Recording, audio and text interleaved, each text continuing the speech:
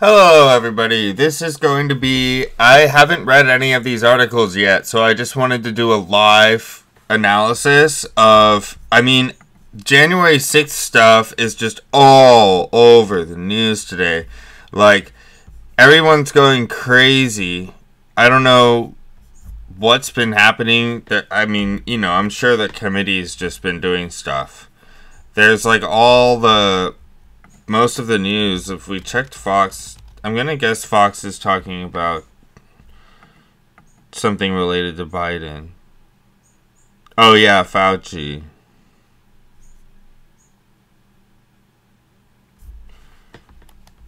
January.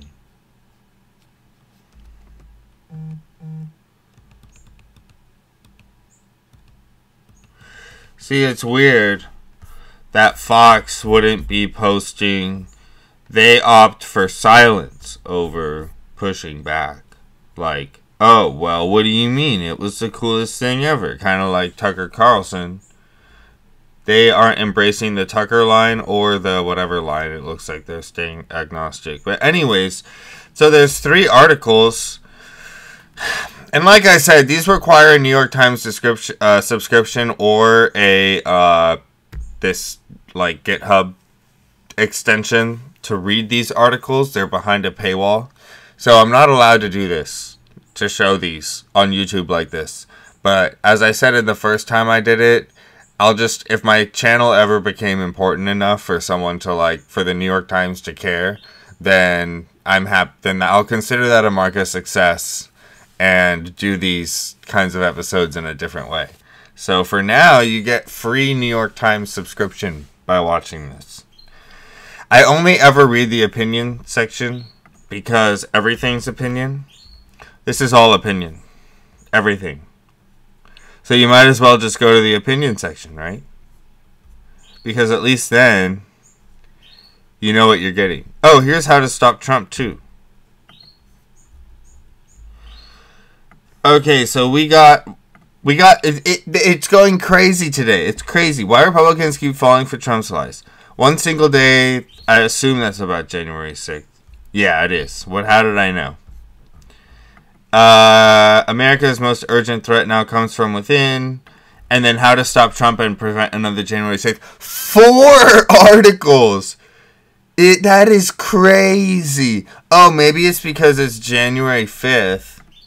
Maybe. But, God, holy crap. This is crazy. So let's check it out. As I've said before, I'm one of the most anti-Trump people in the country. But I think all this January 6th stuff is so... I just think it's such a waste of time. Because it's like... I just don't get why there's all this hullabaloo over it. Because everybody kind of already knew what Trump was doing and going to do. I was listening to that Chapman lawyer who crafted the plan of what they wanted Pence to do and all that. And it's like, you already knew, I was even leading up to January 6th, it was like everybody knew what was going to happen. A bunch of Trump supporters were going to go there and try to stop the certification.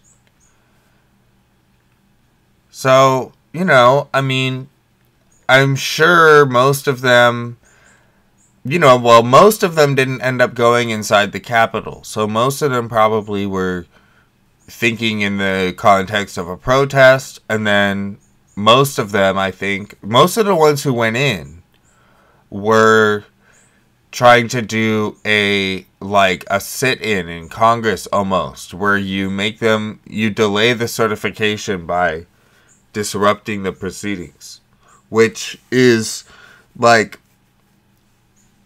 you'll never stop the certification by doing that, only delay. To stop it, you would have had to kill them all or something like that. But I don't think that was ever part of the plan for most of them. And then, there's probably a couple nuts who were trying to take hostages or kill people or whatever. And then there's more, you know, there's more than the nuts who were planning on killing a bunch of people. There's people who were just planning on causing a ruckus and breaking things and beating up cops and stuff like that. So, and then also the mob mentality takes over in the moment, which is dangerous too.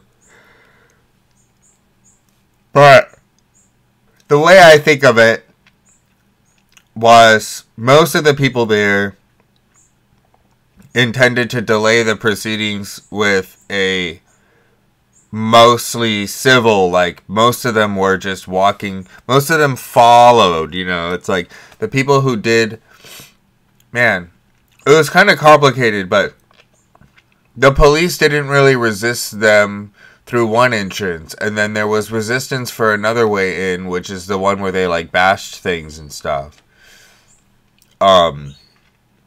But you know, I just don't really care that much. Because it's like, okay, it was an attempted sit-in to try to delay the results based on a bunch of bullshit. And that's what happened. And it's like, okay, well, I mean, they didn't end up delaying it, did they? No.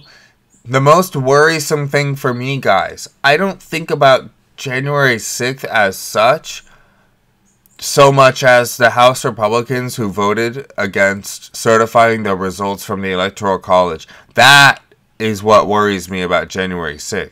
Not the crowd, and not, because that was never going to delay the result. Like, that was never going to work. But the fact that there were a lot of House Republicans who voted to delay the results, or reject the results, that worries me. And I don't know how many of them would have actually done it. Because, you know, you can vote for something to get brownie points with certain followers, knowing that it's not going to actually happen. So, you know, you ask those House Republicans, and you ask Ted Cruz and Josh Hawley, you wonder, would they have done it if it was actually going to happen? In my opinion, probably not. Because they know that you're going to wake up the sleeping giant if you do a procedural coup like that. They wanted to send it back to the states and then have the House of Representatives put Trump back in with one vote per state or whatever. Or one vote per rep or whatever. Not one vote per rep. Each state gets a vote, I believe. Or however it was going to work. It doesn't matter. We need to get rid of all that procedural stuff anyways and have consistent rules. Okay, so going in, you kind of know what angle I'm coming at. I'm like the most anti-Trump guy in the country, and yet I don't really, like, I understand what he was trying to do, and it didn't work, and it was not even close to working. And then so we just need to figure out why those House reps did that weird stuff, actually voting to overturn the election. And then we just, you know, move on. But people want to move on, and others want to make up a hero story about it, and then others, you know, a lot of people want to if you're anti-Trump, you want to exaggerate, and if you're pro-Trump, you want to downplay. And so everybody is trying to do one or the other, when I'm just kind of like, whoa, wait, but just what actually happened, you know? So, when called upon to believe that Barack Obama was really born in Kenya, millions got in line. Yeah, and Trump was one of the lead birthers. When encouraged to believe that the Sandy Hook murder of 20 children was a hoax, too many stepped out. When urged to believe that Hillary Clinton was trafficking children in the basement of a Washington, D.C. parlor with no basement, they bought it, and one of them showed up in the pizza place with a rifle to protect the kids. The fictions fed the frenzies, and the frenzies shaped the crises of 2020 and 2021. The delusions are legion, secret Democratic K-balls of child abusers. Millions of undocumented voters. Yeah, that's the biggest one. The whole millions of undocumented voters thing is like, so then do an investigation and find like one or two of them. All you have to do is find like one or two, and the whole thing is over. The whole jig is up. But they haven't even managed to find one or two. That's kind of that's kind of like, really, guys, you're gonna pretend like there's this for like a whole decade they've been pretending that every election millions of undocumented voters vote, when it's like, no, just no. I mean, just come up with something. You've had like 10 elections since Trump started that whole thing, because Trump said that in 2016 as why he lost. And it's like, okay, well, you had a long time to try to turn up just a couple. There's millions, so I just asked them to find a couple, maybe like a dozen out of the millions, and they haven't. So, and then falsehoods about the COVID-19 pandemic and the vaccine. Now that Trump doesn't support. Trump is pro-vaccine, which is good, because if Trump was anti-vaccine like Bolsonaro in Brazil, we would have had a lot of problems. So, while much has been said about the moral and political stance of people who support right-wing conspiracy theories, their gullibility is itself alarming. Now, I would say that the gullibility is the same on both sides. It's just a lot more... It's not a lot more subtle on the left. It's just slightly more subtle. I don't think that gullibility goes down with education. And the Nazis are proof of that. You don't need, and the Chinese Communist Party and the Bolsheviks, you don't need to be uneducated to be gullible. The only thing that being uneducated is going to do is make the gullible things that you're persuaded by stupider. Like, it's going to make less sense. Like voting machines. Stuff like that. It's like, but that doesn't make sense because, they can just do a a hand recount. Well, the hand recounts are rigged too, and this and that. And so that, if you don't know how the whole thing works, the accusations are going to make less sense. But it doesn't mean you can't believe that the election was illegitimate if you're a Democrat unfairly. And I will go into, like, it's less dangerous to believe things that are at least factual. But there's gullibility on both sides. I mean, look at how many times there's a giant reaction over some story. Whether it's a police shooting or like a military issue or anything, or on the border, where there is a whole mass of assumptions that get met, and then by the time the trial comes, like, how often is the trial for a police officer different from the initial media reaction and portrayal of the events? I would say George Floyd is like an exception in the sense that, that's why the officer was convicted, is because, geez, like, like, wow. If you can do that, then they can do a lot of stuff.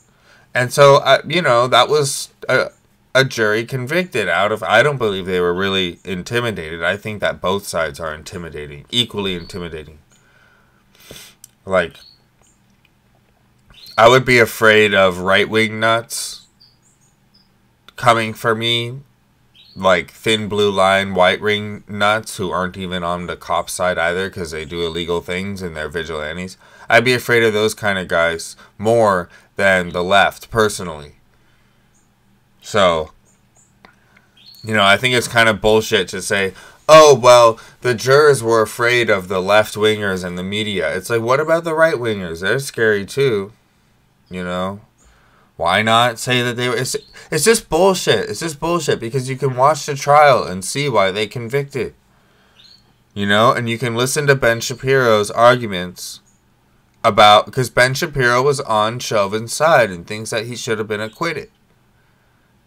And so, you can listen to Ben Shapiro's arguments about it, which is what I did. And then I realized that, okay, like, Ben Shapiro was persuaded by the defense's arguments, but I can understand why the jury wasn't, because I wasn't. So, you know, it's like, whatever. I don't put like a huge moral thing on the position because Shapiro wasn't a juror anyways. So as long as he says that Chauvin should never be a police officer again, which he did, then at least, you know, those people they at least recognize the problem and want to change the issue. So yeah, that's my first problem with this. Their gullibility is itself alarming. The gullibility is equal on both sides. Come on. Come on. Anti-vax didn't even used to be a left-right thing. And it's still not, really. There's just as many hippie anti-vaxxers as there are, like, ultra... Most anti-vaxxers are very religious, or they have problems with Big Pharma. Gullibility means malleability and manipulability. Well, God, I mean, you can sick a left-wing mob on damn near anything, I have to say. Like, you can, like, with cancel culture on both sides, I feel like the cancel culture on the right is more severe when you look at, like, Colin Kaepernick and the Dixie Chicks and Mitt Romney. It's more severe and extreme when it does happen, but they're more selective with it. Whereas the left, like Twitter mobs and stuff, like left-wing Twitter mobs and all that, that's just like a rapid-fire machine gun where the only reason why they're less harmful is because they cancel so many people that now getting canceled is like, oh yeah, I got canceled. Did you get canceled? Yeah.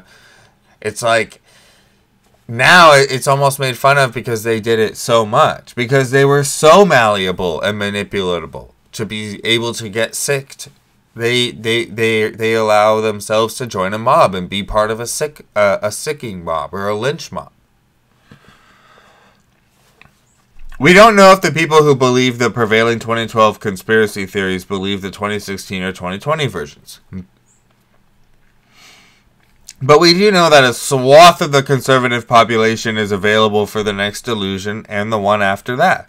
Yeah, just like we know that the next time there's a police shooting, we know that there's going to be a swath of the liberal population that's available for the next delusion and the one after that.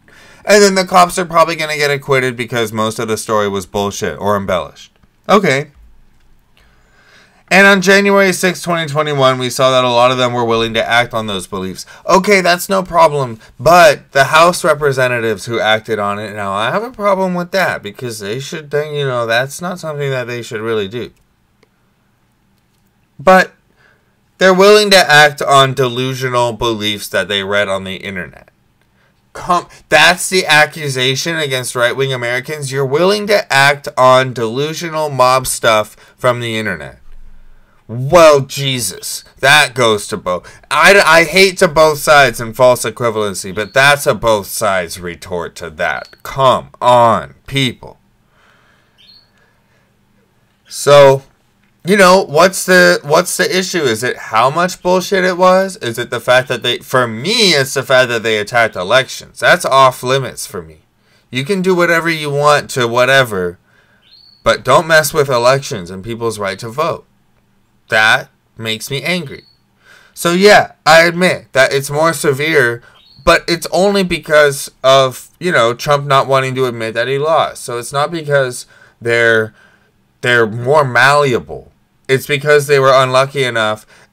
Guys, it's like Bernie Sanders. How many Bernie Sanders fans? How many Bernie bros believe Hillary stole the nomination from Bernie in 2016, even though Hillary got more votes? How many think that with the superdelegates and with all that, Bernie got robbed? It was a stolen election. Hillary stole it from Bernie. I swear to you, I will swear to you that many Bernie bros still believe that to this day. I promise, because I used to be all on their internet forums. So it's like, okay, so, you know, it's just like, okay, so the loser always believes it was rigged and bullshit. And then Trump got way extreme with it. Ultra mega extreme with it. Okay, so that's what happened. Well, that doesn't mean... I still don't see any evidence that one side is more gullible than the other. Just that one side had one of their leaders like support something that was really extreme. So they go into gullible. Distinctions between believable and unbelievable, true or false, are not relevant for people who have found that taking up outrageous and disprovable ideas is instead an admission ticket to a community or an identity. Yeah. That's just kind of how society works. Like, what does it even mean to be... Whenever you ascribe yourself an identity of anything, an activist of some kind, you're going to have to take up some outrageous and disprovable ideas because you're going to be applying the same formula. The Democrats stole it, which is, by the way, like, the Democrats stole it is something that's shared among Bernie bros and Trump supporters because Bernie bros say that the Democrats stole the nomination, as I just said. Hillary's nomination in 2016. And stole it from Bernie again in 2020. They just don't believe it was, like, illegal and stuff, but... If Bernie had been encouraging them to protest, they would have protested. Without the yoke of truthfulness around their necks, they can choose beliefs that flatter their worldview or justify their aggression. Yes, that's how humanity works. That's how humanity works. I sometimes think of this straying into fiction as a kind of libertarianism run amok.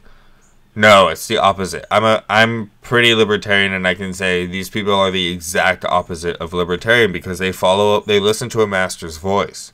They follow a leader. If you follow a leader, I don't think you can be said to really be all that libertarian because that's where authoritarianism comes from, people following a leader and giving that leader special authority. Too many Americans feel entitled to their own facts. In this too free marketplace of ideas, they can select or reject ideas, facts, or histories to match their goals because meaning has become transactional. It hasn't become transactional. It's just more out in the open and more absurd now. But guys, you can interpret events factually but dishonestly or untruthfully yet factually. Anyways, so it doesn't matter because the propaganda has always been just as insane. I mean, look at welfare queen. Okay? A welfare queen, that stereotype is roughly somewhat could be rooted in anecdotes and facts, and yet it's untruthful, like as a construct. But so it's less obvious. So it's more subtle, so it's more sinister. That still doesn't mean that the modern stuff is new. It's just even more absurd and out in the open.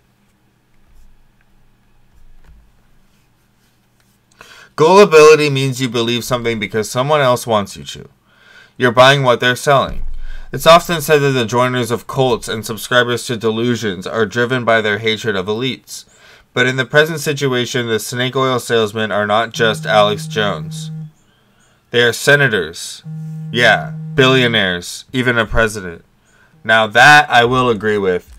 I'm going to take a break here and just continue the video with a part 2. So yeah.